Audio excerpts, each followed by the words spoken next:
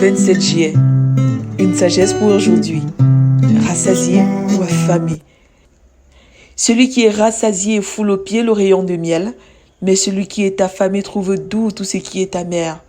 Proverbe 27, verset 7. Dans ce verset, le sage montre l'importance d'une alimentation saine et suffisante. Si le corps a besoin d'une alimentation saine et équilibrée pour sa croissance et son bien-être, de quoi pensez-vous que l'âme et l'esprit aient besoin? À la création, l'homme et la femme vivaient dans une intimité parfaite avec Dieu, entre eux et avec leur environnement. Ils bénéficiaient d'une autosuffisance spirituelle, relationnelle et alimentaire. Depuis la chute, c'est-à-dire le péché d'Adam et Ève, l'homme ayant perdu son intimité avec Dieu, un vide profond s'est créé dans son cœur.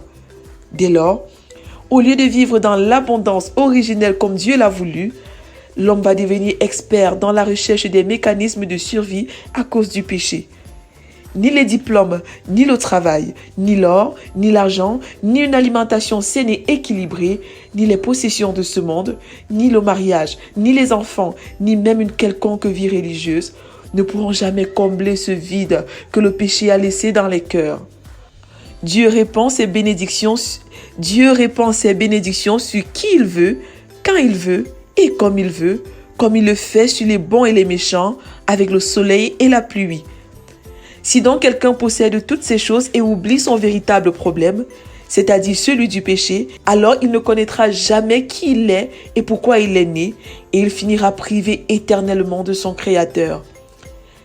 Si la parole de Dieu n'est pas suffisante pour nous rassasier, alors nous aurons faim et soif de pas mal d'autres choses qui ne nous rassasieront jamais.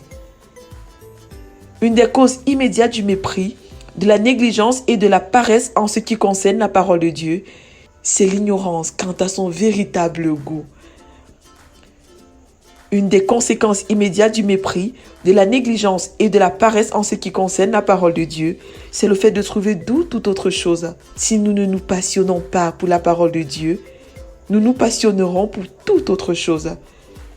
La parole de Dieu est nécessaire et suffisante pour satisfaire notre faim et notre soif de salut, d'amour, d'acceptation, de valorisation, de compréhension et d'accomplissement.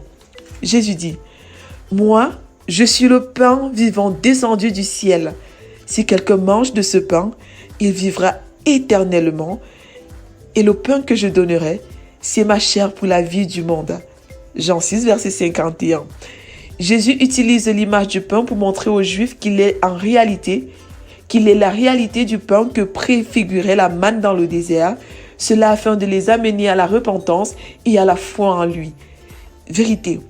Jésus est le véritable pain qui rassasie et donne la vie éternelle. Application. Croire que Jésus est mort pour mes péchés et ressuscité pour ma justification. Lire, méditer, garder et mettre en pratique chaque jour la parole de Dieu. Mise en garde et recommandation. Travailler, non en vue de la nourriture qui périt, mais en vue de la nourriture qui subsiste pour la vie éternelle. Jean 6, verset 27a. Prions ensemble. Seigneur Jésus, je crois que tu es mort à la croix pour mes péchés et que tu es ressuscité. Nourris-moi chaque jour de ta parole. Amen. Lecture pour aujourd'hui. Psaume 131 à 135, Proverbe 27, Ézéchiel 4 à 6.